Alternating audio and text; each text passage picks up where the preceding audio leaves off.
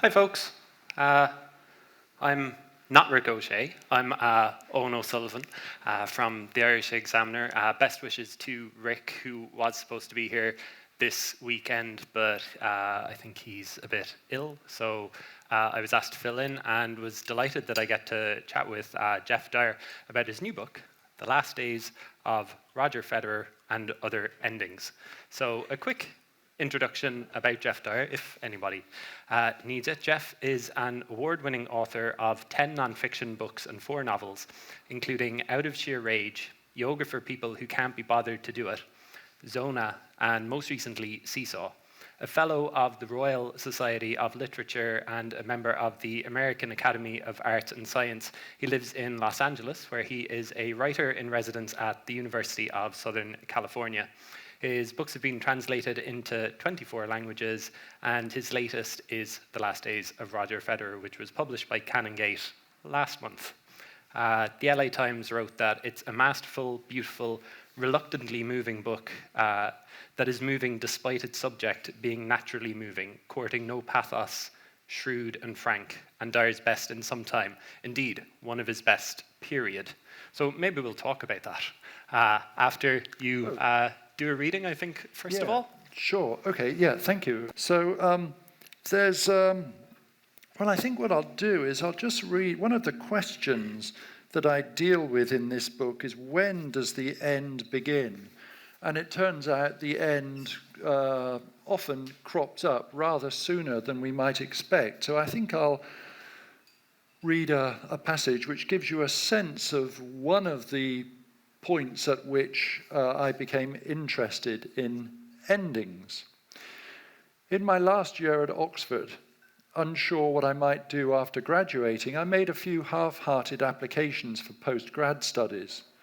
Not because I wanted to set out on the long, dreary, and utterly pointless slog of a doctorate, but as a way of postponing the need to embark on the life of being something other than a student.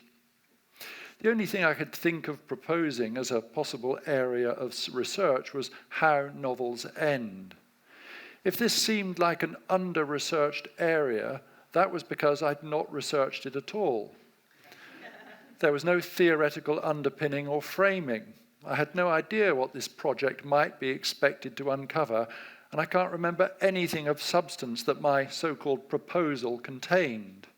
I'd heard of, but not read, Frank Kermode's The Sense of an Ending, and I mentioned Great Expectations with its revised and ambiguous ending. I might even have suggested that this represented some kind of turning point in the history or development of something or other, but I was really not interested in making a contribution to knowledge. I was interested in getting a grant. To this end, I took a train to Birmingham, where I had a meeting with David Lodge, who was surprisingly encouraging, and I applied to a university in Canada, but everything fizzled out before it had even properly fizzed. With my formal education and academic aspirations at an end, I drifted into the life of unsupervised and unfocused study to which I was perfectly suited, signing on the dole, reading a lot, listening to music, going to the cinema, and swilling beer. Gradually, I weaned myself off the dole, but essentially my life has continued on the same trajectory, a trajectory, if such a thing is possible, without direction or purpose ever since.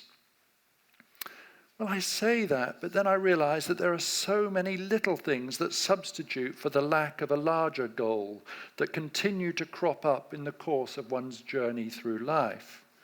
I put it ponderously like that because what I have in mind is something like the ambition, conceived as I turned 60, of never buying shampoo again. I don't mean giving up washing my hair, I mean not paying for shampoo. I can afford to buy shampoo. I've got the cash to go out to CVS right now and buy it by the crate load, but I prefer to filch bottles from hotels. That's how it started, modestly enough, but then my wife and I were in a hotel in Marfa, Texas, where instead of little bottles of shampoo, a large dispenser of high-quality product was fixed to the wall. It so happened that we'd brought our selection of daily vitamins in a glucosamine container, so we pumped the contents of the dispenser into that and made off with 4 times the amount of shampoo we would happily have settled for had they not tried to stop us taking any at all. Thereafter, we always travelled with a couple of empty containers and came to hope that there might be a dispenser rather than a selection of little bottles. We were held in check by the 100 ml limit imposed by airlines on liquids in hand luggage, but on one occasion we drove back from the Skyview Hotel in Los Alamos, the town in California, not the home of the Manhattan Project. We drove back with 2 water bottles of shampoo and conditioner. That's when things really took off. We soon had enough shampoo to open a salon. It was a good feeling knowing we had this product reservoir. I liked opening the under-sink cupboard in the bathroom and looking at the mix of original sample bottles from Bigelow and the confusing array of vitamin containers we decanted the shampoo into. But what I really liked was the ongoing project of constantly accumulating more and more shampoo. We had rules and we had everything under control. If we were invited to a friend's house for dinner, we never took along an empty aspirin bottle so that we could siphon off some Aveda shampoo while using their bathroom. But within a year, this incremental project had acquired the form of a grander ambition, never to buy shampoo again. This was now a quasi-pharaonic undertaking, not a life's work exactly, but something I would continue doing for the rest of my days. I've used the first person plural throughout this account, but in truth my wife, although happy to squirrel away shampoo, never committed to it with anything like my single-minded zeal. There were 3 reasons for this. 1, she has a fulfilling job that occupies a large part of her consciousness. 2, a slight propensity for scalp eczema means that she likes to buy Nizoral, which is unbelievably expensive, to keep this at bay. 3, after getting into a protracted lather about her hair smelling fishy, she discovered that I'd left a capsule of omega-3 oil at the bottom of one of our make-do shampoo containers. Like so much else, this admirable mission was brought to an end by the coronavirus pandemic, also in 3 ways. With all trips cancelled, I was unable to top up our supply of shampoo. I was always having to wash my hair at home, and the fact that I was unable to get a haircut meant that, as it grew longer, I was having to wash it twice rather than just once a week. As coronavirus hardships go, this barely merits a mention. The financial impact of having to buy shampoo is incalculably small, but I mention it precisely because it's not worth mentioning. The shampoo project was one of the things that had made my life enjoyable and worthwhile, and gave it a purpose that was suddenly either taken away or made to seem entirely pointless. There are lots of things like this, and now almost all of them are gone. I've never had any big goals, ambitions, or dreams, but I've always had so many little schemes, dodges, scams, hobbies, and interests on the go that I've never felt the lack of a larger purpose or the need for loftier consolation.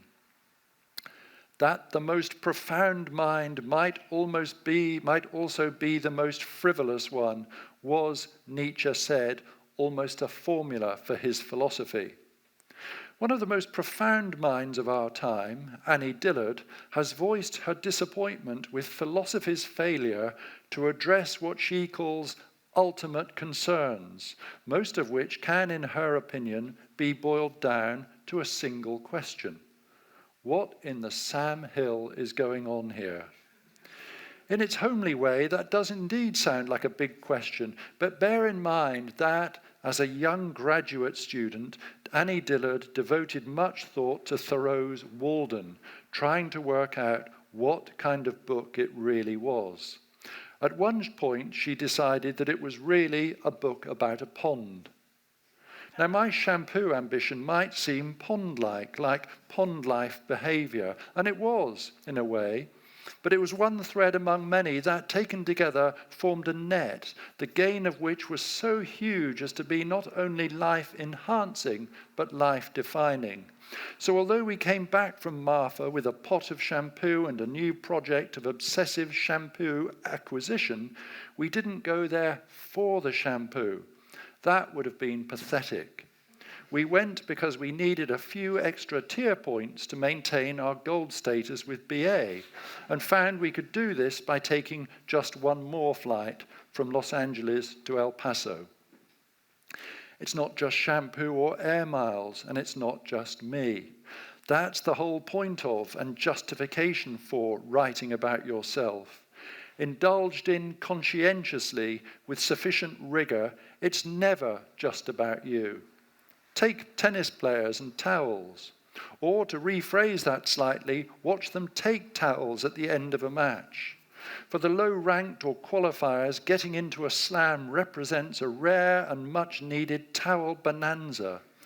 But even the top players make sure, after strapping on their sponsored watches in full view of the TV cameras, to scoop up as many towels as possible before trudging off court. Pre-COVID, they would toss their disgusting, sweaty wristbands into the crowd, such largesse, and occasionally throw in a towel for good measure, but most of the time they'd make their exit looking as if they'd just finished looting a branch of Bed, Bath and Beyond. It's possible that after showering they dumped the odd dirty towel in the locker room laundry basket, but I suspect that they regularly head back to the hotel and then the airport with bags stuffed full of towel swag. They're multi-millionaires, many of them, but they've still got their eye on the main towel chance, especially if they lose and are in need of all the tear-absorbent consolation they can get their hands on. It's a perk, an athletic leftover from the ethically unquestioned heyday of imperial plunder. Any successful player has a trophy cabinet.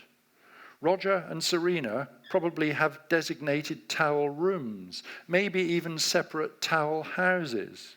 Like the great aristocratic families who take pains to ensure that generations of offspring will continue to enjoy the unearned benefits of inherited land, these titans of the tennis meritocracy bequeath to their children and grandchildren lives freed forever from the realm of toweling necessity. As for me, well, like a team that managed to stay in the Premiership with a draw in the last game of the season, only to go down the next, we were relegated to silver a year after the Marfa run had enabled us to cling on to gold.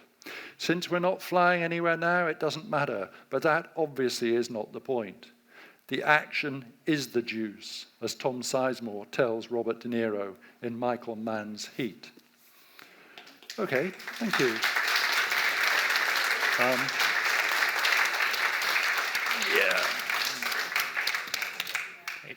So we're going to chat for maybe like half an hour, something like that, and then we'll throw it over to you guys if you have any questions towards the end, and Geoff will be signing copies of his book in the room next door afterwards, just so you know. So the shampoo thing was something I was going to ask you about, Geoff. Are you back on that now? Are you totally back on it, yeah.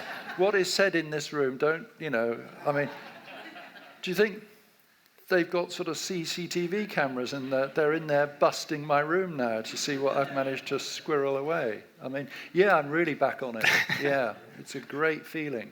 And do you have like certain type? Do you know the different types of hotel shampoo that they use? You just take and take and take. That's my philosophy of life generally, really. Just take. Okay. And never give back. I read out a review at the start, and that last line, I don't know if it's almost like a backhanded compliment that it's they're talking about the last days of Roger Federer, saying it's your best in some time, indeed one of his best period. It certainly seems to have resonated quite a bit. I was looking for a copy of this and I had to go at the first bookshop, it was sold out. The second bookshop, it was sold out, and eventually I got the last copy in a third bookshop. Does it feel like this has kind of resonated particularly for you? Oh, well, I mean, certainly it's my most substantial book for a long while. I mean, I published a number of collections of essays, but and a very, very short book about that film Where Eagles Dare. So yeah, I feel this is the most substantial book for about 10 years, actually. And so I'm agreeing with that reviewer, but I don't know. It's I mean, the extent to which it's sort of chiming with people, I don't know. All I've noticed when I've done in readings is that maybe I've noticed that the age of the people. This is not true here. The age of the people attending the events has increased surprisingly. Yeah. That's the end that we're all talking about, is it? I mean, yeah, that's I've noticed that. You mentioned that you had the idea about talking about endings when you were in college. So is it something that has been at the back of your mind throughout your career, that you would eventually write about this and maybe write about it like this? Oh, like this, no, because I never have, well, several things actually I could say to that. One crucial thing, I think, is that quite often novelists will just write a novel and then they'll sell it, via their agent to a publisher. With non-fiction, it tends to be done differently. You tend to do a proposal with non-fiction. You draw up a proposal, and really the better the proposal, the better the advance you get. And I never do a proposal. I don't like to have a contract hanging over me for all sorts of reasons. And so, this was something that I just started sort of writing about, and that I'd been interested in, but I would have been reluctant to have committed to. Well, I couldn't have come up with a proposal anyway, and then I sort of privately committed to it. But that's an important sort of point to make, I think. And it's actually, I mean, a more general point emerges from it, really. I think one of the, at the risk of boasting, I think one of the successes of my career is in the way I've been able to publish unpublishable books. And, so for example, that little book I wrote about the Tarkovsky film Stalker, that really was entirely unsellable as a proposal. So anyway, but when I wrote the book, then this unviable thing was there for, on a sort of take it or leave it basis. So the strange thing is, I think, that these highly unusual books of mine don't involve the publishers taking any risk at all, because they know exactly what they're getting. Then they can either publish it or not. So that's just the way I like to proceed with things.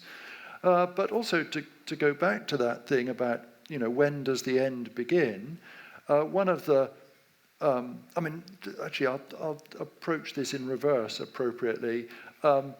I've been convinced I've been finished as a writer for if my wife were here, she would attest to the truth of this. I've been convinced I've been finished as a writer for the whole time I've been married, which is now 21 years, and I've written a lot in that time. So I feel that for me, the conviction that I'm finished has been a real form of propulsion, really. So that's one point.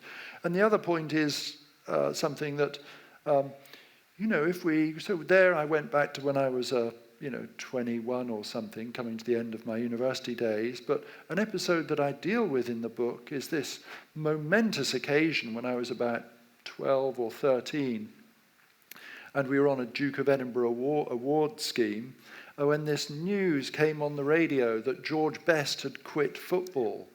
And it was the most extraordinary thing. Best was about 26, and it was just, why would somebody who at that point was, really, one of the greatest footballers in the world, why would somebody stop doing what they loved?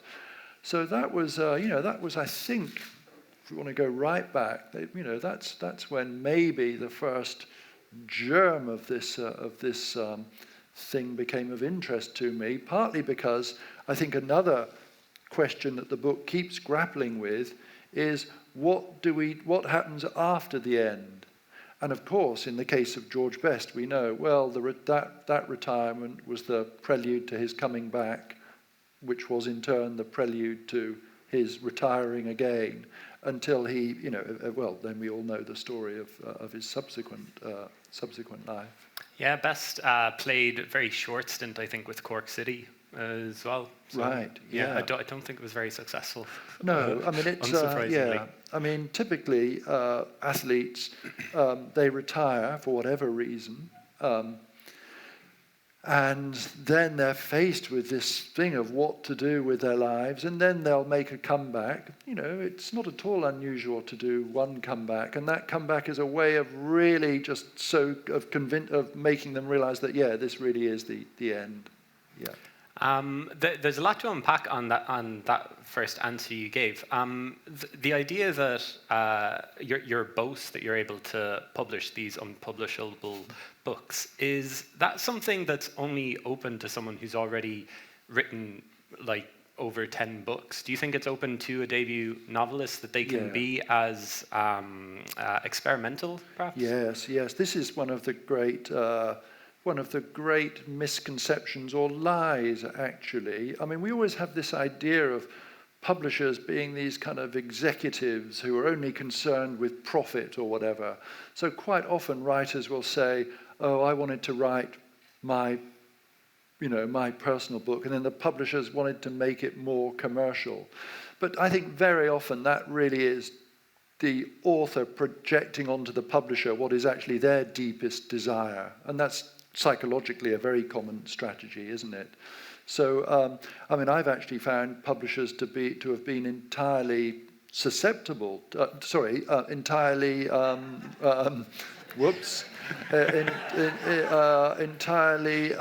sympathetic to what I'm doing. And the other point at which I would disagree is we have this idea of how to attain a state of artistic freedom, which is this, that you become a best-selling author or a big earning actor, and then you're free to do your own thing. But as we know with actors, having made money, you might have started off doing really cool independent films, then you get your chance to be a superhero or whatever, earning millions, and instead of that then freeing you to, that just means typically you go on to make ever more expensive, even crapper films. And I think what happens is that, similarly with authors, really, it's difficult to it's so difficult to know whether this is really what I believe or whether I've just had to psychologically convince myself of this for the reasons that will now be plain.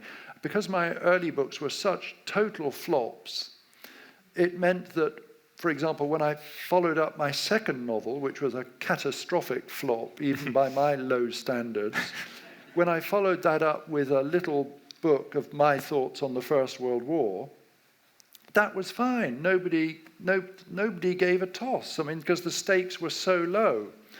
And then I followed that with whatever it was that came next. I can't remember. But actually, weirdly, the lack of commercial success gave me great freedom to do whatever I liked, because it really didn't. What was the difference between a novel that was selling 2,000 copies and a non-fiction book about whatever it was that sold 2,000 copies? So actually I would, and it's also nice when we get into a slightly adversarial thing here, isn't it? I would say that it's almost the opposite of what you've described. So I've been able, by virtue of my ability to avoid catastrophic early success, to have been able to do this kind of thing, and it is to do with sort of investment in it. If some hugely best-selling writer then announced that they were going to do this funny little book, their thoughts on the First World War, then publishers might have, thought, oh dear, but yeah, right from the start, I had this freedom born of failure, really. And so sticking with the theme of like your last and ending and quitting, did you ever think about quitting writing on those after those early books, like after those flops? Oh, Your words, not mine, not mine. yeah, yes. Of course I was discouraged at various times. Well, rather I was sort of surprised, but I think one of the other things, a more general point, is that there's this idea of, do you aspire to be a writer? And it's like, do you have, and you might say, yes, I always wanted to be a writer, but typically, or not typically, but very often, writing is what you end up with when everything else has not panned out. And it's Dennis Johnson is sort of so great on this. He says actually, writing is the kind of, it's just, it can be, when you've got nothing else left. So it was always that kind of safety net for me. And then it would be, for me, it was a question of not, okay, this hasn't worked out, so I'll go back to my job as an investment banker or whatever it was, or even as somebody working at the whatever, it was either this or doing absolutely nothing. And doing absolutely nothing, of course, is a dreadful way to spend your time. So what I liken it to, somewhere along the line, is this thing of,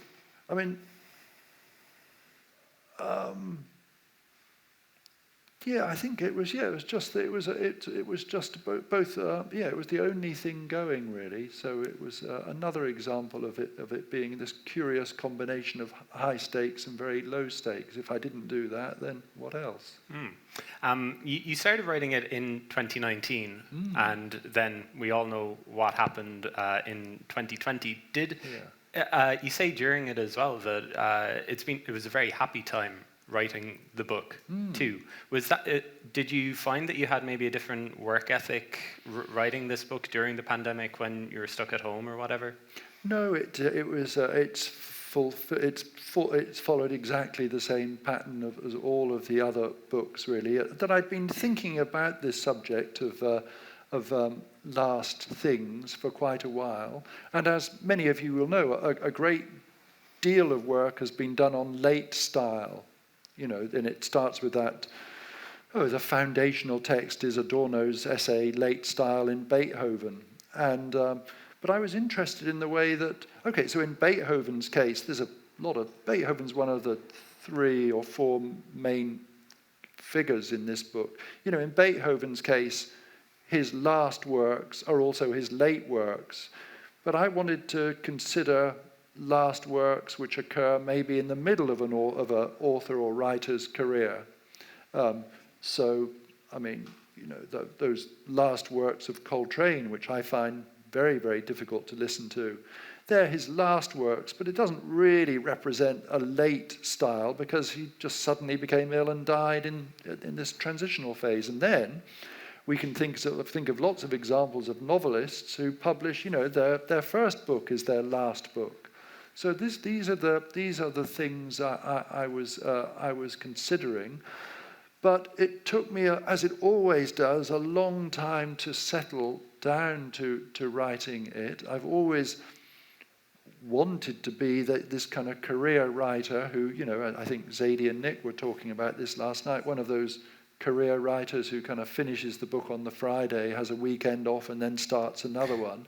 But for me, finishing a book is always then followed by this period of idleness and being unable to settle. And then gradually I kind of commit to writing a book and very gradually go from the phase of having to force myself to it to that blissful phase where I don't have to force myself to do it because it's all I want to do. And that's a phase which all writers know as being one of great happiness. And yes, it coincided with the pandemic, thankfully, when there was nothing else to do. And I'm in a very different situation to what Zadie and Nick were. They were talking about the demands of childcare. I mean, we don't have any kids, so I could just get on with this all the time, and it stopped me going nuts, I think. You kind of write in the present tense, and it kind of follows in all of these segments kind of through the pandemic as well. I mean, was there any stage where you were thinking, oh, this is a lockdown diary or anything like that? And did you kind of want to get away from that? I thought that actually, I liked the larger context of the world as we know it coming to an end as a kind of enveloping thing for these studies of various, writers, artists, and athletes' careers coming to an end. I quite liked that, although in a very, very virulently hostile review of the book, somebody said, at times it approaches that lowest of all literary forms, the lockdown diary. And I remember thinking, as I read this, oh, that's sort of a fair comment, yeah. So you read the bad review, you read all of the reviews? Well, I mean, it's just, I read them because I'm always hoping for praise, so, I'm always hoping for a stroke, and then I think, oh my God, why is my nose gushing with blood? Oh, it's because I've just been head-butted, And it wasn't a stroke at all. We'll talk about tennis and Roger Federer maybe in a little bit, but there's a lot of artists, you've already mentioned some of them, the likes of Lawrence and Dylan, the philosopher Nietzsche as well.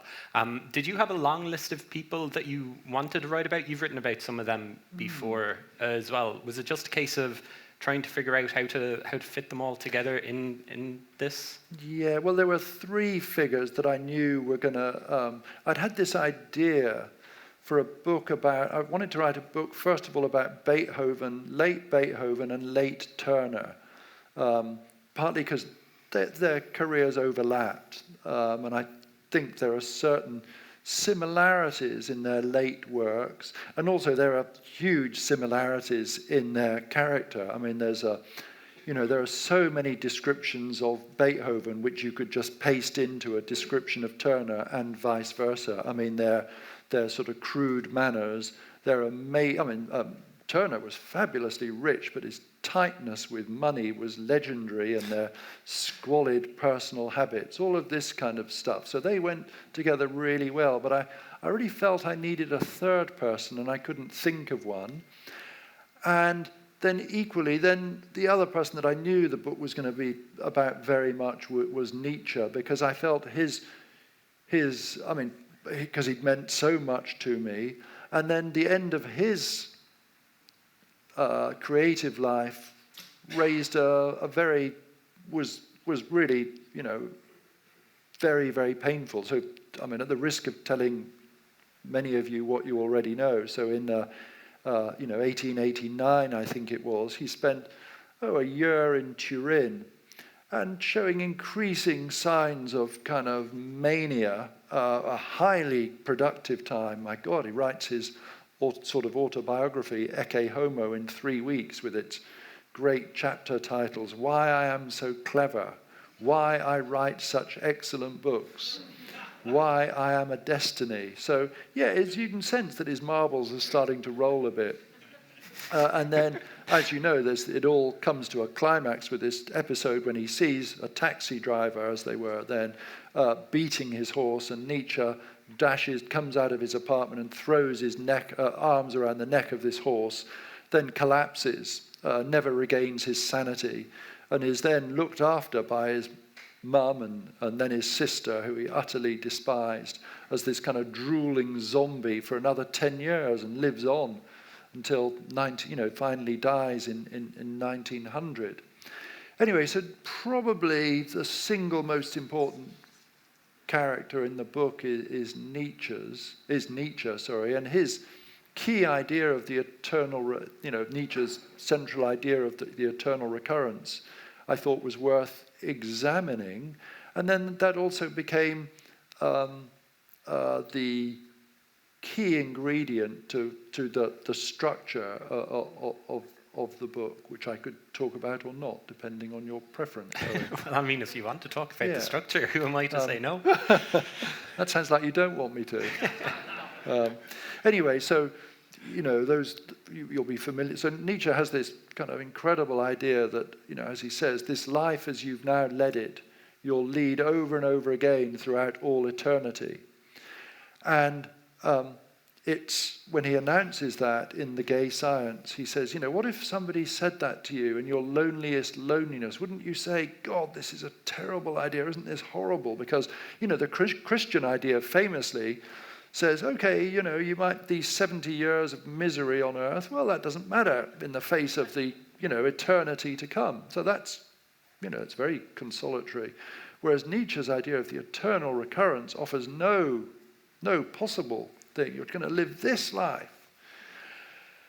Anyway, so I sort of consider this philosophical notion, which I had a great sort of fondness for, and then so I thought, if I'm doing this, then the book should consist of a series of loops. And what we have is these sections of 3 lots, of 60 sections. And 60 seconds, 60 minutes, there's so obviously something about time in there. And what happens is the narrative kind of advances, but it advances by constantly looping back. So there'll be something, and you'll think, oh, why is he? He's just mentioned Gillian Welch here, and then he doesn't mention her again. So you think, God, he's obviously his marbles are rolling too. Not why am I so clever, but why is he so stupid? Why does he write such crappy books? Anyway, then it turns out there's a link between Gillian Welch and Turin and Nietzsche and all this kind of stuff. Anyway, then just very briefly, I talk about that great art film that many of you will have seen, The Clock by Christian Marclay, that 24-hour film, which just lasts for 24 hours and it goes round and round, 86,400 seconds in a day. And then very late in the day, I thought, to really emphasize this sort of loopness of the book, I thought, I'm going to make the book exactly 86,400 words. And I just liked that again as a kind of something where the material I was dealing with there was a kind of formal underpinning of that. So to hit that word count, did you have to write more, or did you have to cut thousands of words? Did you overwrite or underwrite? Well, initially, when I had this idea of keeping it to that, I had about 90,000 words, so I could cut a lot. And then, as it got through the various stages of production, it became more and more difficult, and it's possible that I slightly lost track of it by the end. So there might be 86,401 words, but what I should say, this wasn't some Olympic kind of whatever it's called, Olippo, can't remember the name of that group. It wasn't some sort of laboratory imposed idea. It was something that seemed to arise quite naturally from the material I was considering. And just to sort of go back to this idea of the eternal recurrence, Nietzsche then goes on to say, so this is a terrible, frightening idea, the eternal recurrence.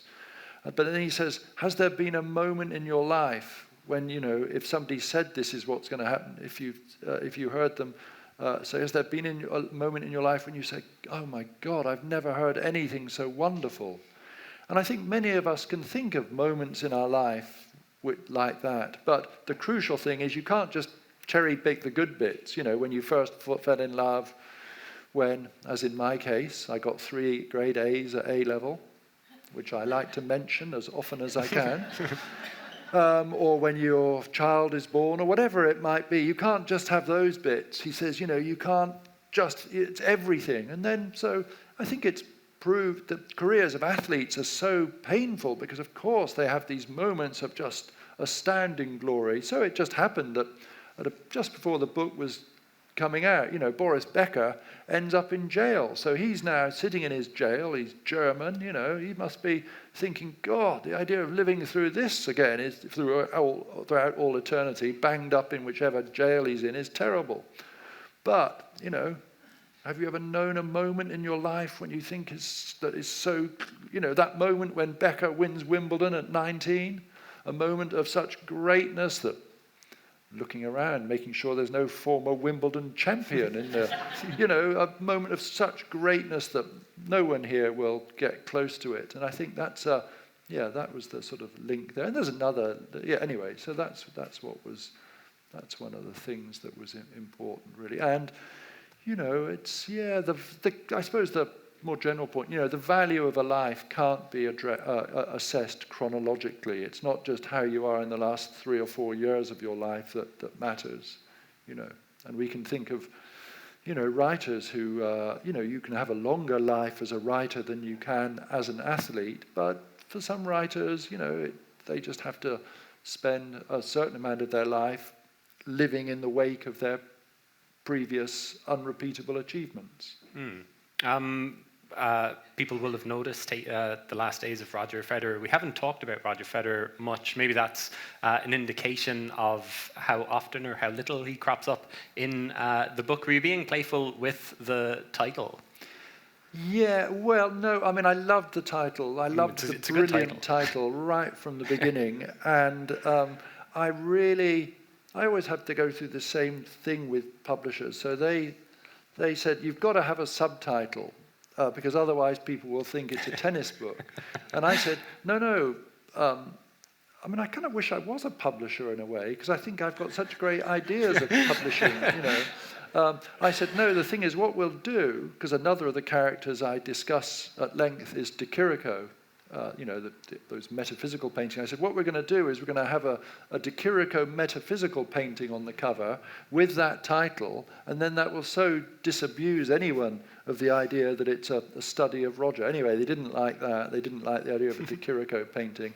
They said, you've got to have a subtitle. And I really hate those subtitles that you get in books now, how, they're always the same. How two pot-smoking, kind of dropouts in San Diego brought down the Russian government. Those kind of stuff. I just hate that stuff so much. Anyway, but then I liked the idea of this kind of thing and other endings. But then that makes it sound like it's a collection of essays, and it just and it's not a collection of essays. It is, as you'll realize now after my unbelievably long explanation of its beautiful structure. It's a totally conceived thing. Yeah. But you are a big tennis fan. I presume you've been watching Wimbledon this week. Yeah. And saw Rafa Nadal having to quit. I was there on centre court for that match, for what might have been his last match. But I think what I felt Roger was the perfect sort of expression in some sort of anecdotal way of this thing, because what was interesting about Federer is there was that phase when of course I'd loved watching Roger, who I only ever refer to as Roger, so much, and it was an interesting phase because it seemed the pattern was so established. He'd breeze through the early rounds, then he'd always come up against basically Nadal or Djokovic and would lose. And so people were saying, why don't you retire? Because, you're not going to win another slam. And he just batted this away because unlike people like Agassi, who famously said he hated playing tennis, or Bjorn Borg, who quit at 26, he liked everything about tennis. He liked playing tennis. And it seemed, there was no reason for him to stop doing it. And then there was this rather wonderful thing, as you know, that he came back from knee surgery, and there was this wonderful sort of blazing sky of this sort of late twilight blaze when he won, what was it? The Australian Open, Indian Wells, Miami, and Wimbledon in the same year. And then I think the Australian the following year, if I remember rightly. So it was. I liked that idea of this, this kind of this final sort of crescendo of achievement.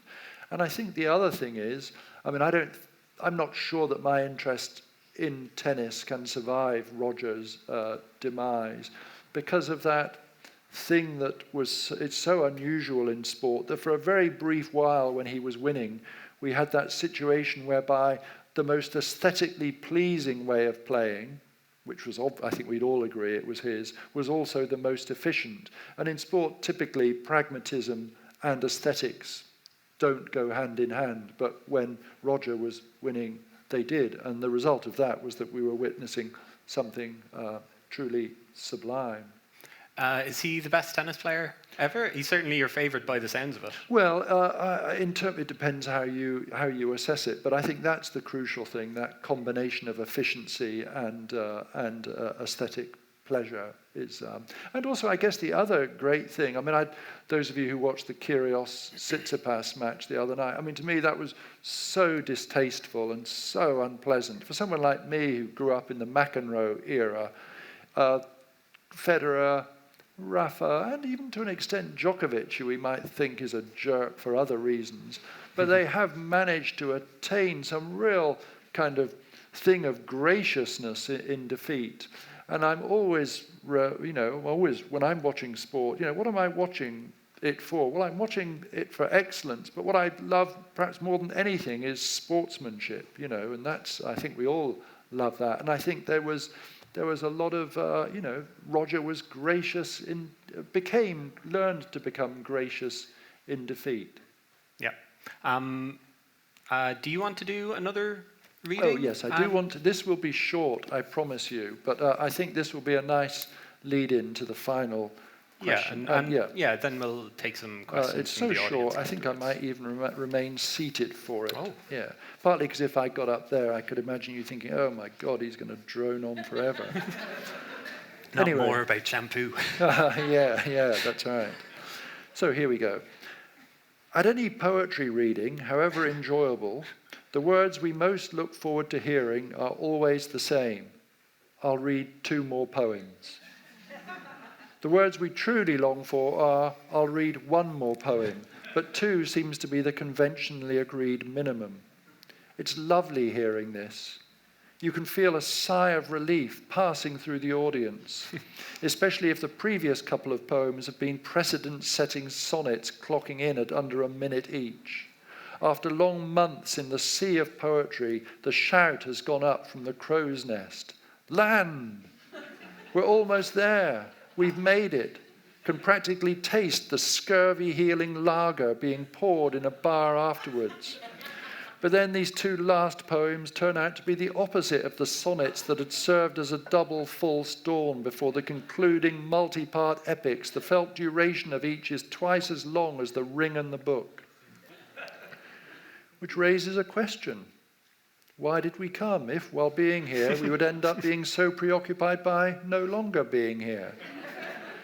Could it be that our deepest desire is for everything to be over with? We want encores, value for money, bang for our buck. But however vigorously we've been clapping and clamouring for more, there is invariably a sense of relief when it becomes clear that the band, despite our collective imploring, are not coming back. That the house lights have flicked on, bringing the last residue of applause to an immediate, slightly impolite halt, and that we can apply ourselves single-mindedly to getting a good place in the stampede for the exits. Beneath it all, writes Philip Larkin, desire of oblivion runs. Very good.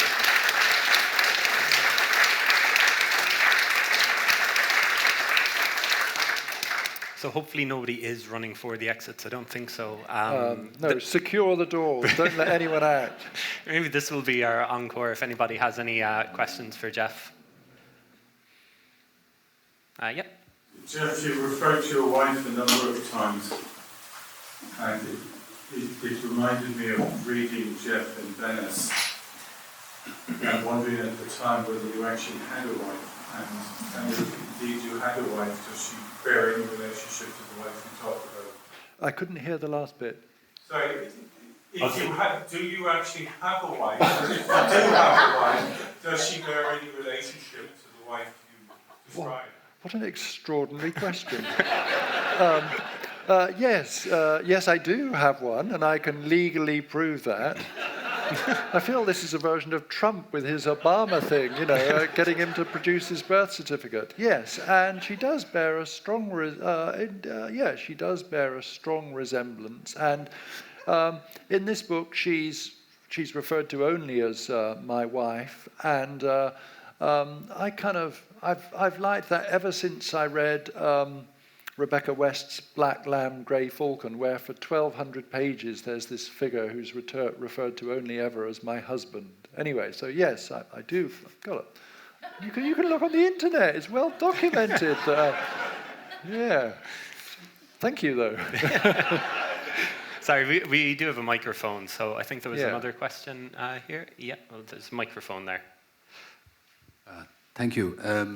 Yeah, it's actually kind of two questions, Geoff. It's like, what characterizes an ending for you? And if there is a characteristic to it, are there different varieties of ending?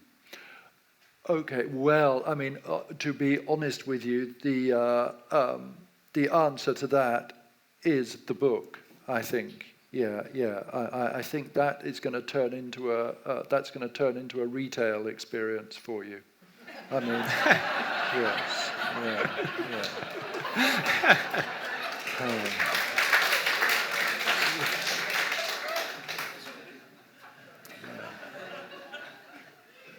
Hello. Oh, okay. Oh, okay. Is there another question? Yeah, we'll get the microphone to you there. Do you still think PhDs are pointless?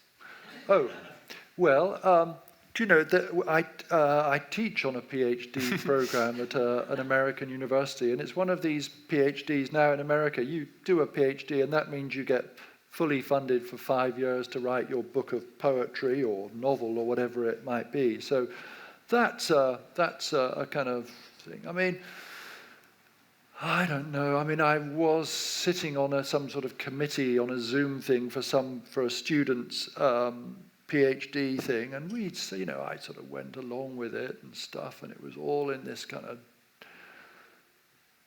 dead this kind of thing where it's like you've got to remove any trace of it written by a human being, and I mean, it's not for me, that kind of thing. I can't see I really can't see the value in it, except that this student who was having to do that component, it then freed him to do, to spend the rest of his time writing in his own voice. And I said to him, okay, you can do all this, but God, I just want to hear your voice, because I knew from some of his other writing that there was a human being capable of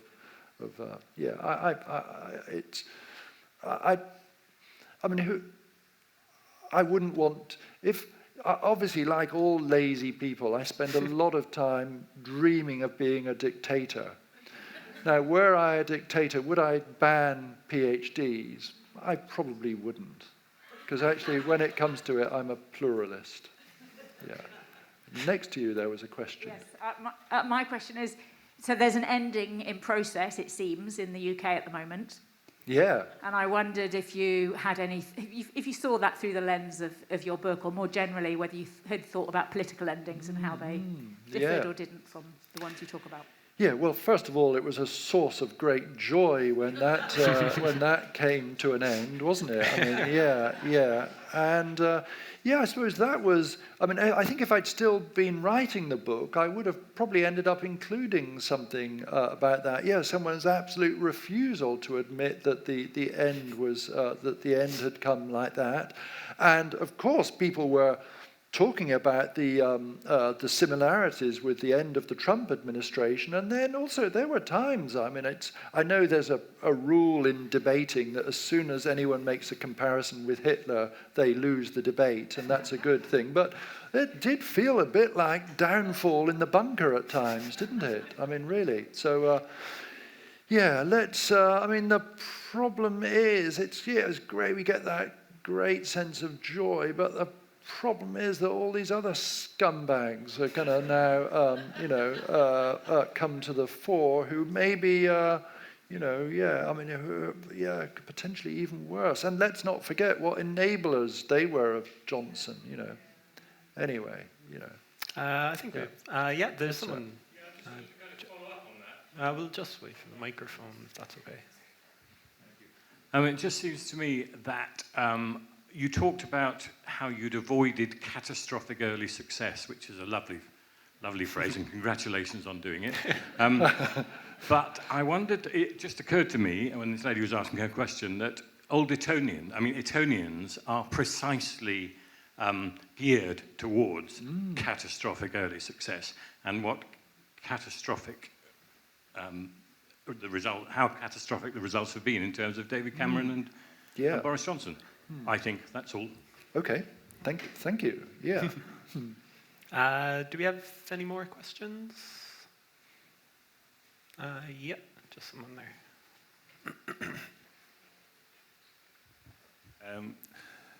Geoff, with the most successful sports stars, it's as much as their talent, their obsessive personality that drives them, their winning mentality that drives them as much as their ability. And with so many of them, I would wonder sometimes, is it, maybe not with Roger Federer, but it's the ones that got away, that side of their personality kicks in when they've retired then. It's the ones that got away seem to constantly eat them up. They've kind of parked their successes. Now, with the tennis players, the tennis elite, they've won so much between the 3 or 4 of them, and it might be different, but like the Roy Keanes of this world keep going on about the few they missed. About the what? The ones they missed, the premierships that slipped away. But there seems to be a lack of contentment amongst the elite stars that win so much, but they seem to dwell. And this comes out in kind of articles they write for papers or interviews subsequently when they retire. Yes, and I think this is perhaps another reason why Federer was such a perfect person to sort of mould the book around, in that kind of extraordinary final with Djokovic, the last match that Federer played at Wimbledon, when he has those two match points on his own serve. And those 2 points could have gone so differently. And after, I really got the sense that when those 2 points were missed, Djokovic gets to deuce. Interestingly, almost from that moment on, at some level, I think Federer knew that was it. Even though there was a lot, they were just tied at that point. But quite interesting. And, then we come back again to Nietzsche's thing, where he says, to change this one moment, you have to change everything. And so, of course, Roger could have done things 30 different ways on those 2 points. But in order to do that, I like the idea you'd have had to have changed everything he'd done in his whole career, including when he won that, what became essentially a serving contest against Andy Roddick, the big server. He got lucky with that. So, yeah, I mean, these are things of, constant source of torment and regret. And it's then a question of how you can make some sort of accommodation with that. And I think with athletes, I think it's really quite striking with Andy Murray, somebody who, whereas Roger seemed to enjoy playing tennis, you're watching Murray play, and it doesn't seem to be making him happy, even though it might be fulfilling. But I think quite often there's this thing with, quite often these athletes, there are some of them, they have almost no inner life at all, because they, ontologically they are their bodies, And so, my God, at the age of 34, what am I going to do now? And it was, in a sense, it was sort of simpler in a prior time when you retired as a footballer. What did you do? Well, you opened a pub or a sports shop, really. But now there's this kind of thing of what to do with this, the second half of your life, really. It's and I think, as is so often the case, boxers really, they take it to, boxing is the most extreme sport. In some ways it's not even a sport at all, as Joyce Carol Oates say, you play tennis, but you don't play boxing, you box. And so there is that thing of, their lives typically go more wildly off the rails than anyone else's, because that's what they were. But sort of I think Marvin Hagler said, when I die, if they cut my head open, what they're going to find in there is just a big boxing glove, because that's all I am. Actually, then interestingly, Hagler seemed to go on to have a really quite fulfilling afterlife. Yeah. Do we have any more questions? No. I'll ask the last question. So, is this your last book? Oh, yeah. Do you know? There's a bit that there's it it feels like it for the moment. Although there is something I'd like to write about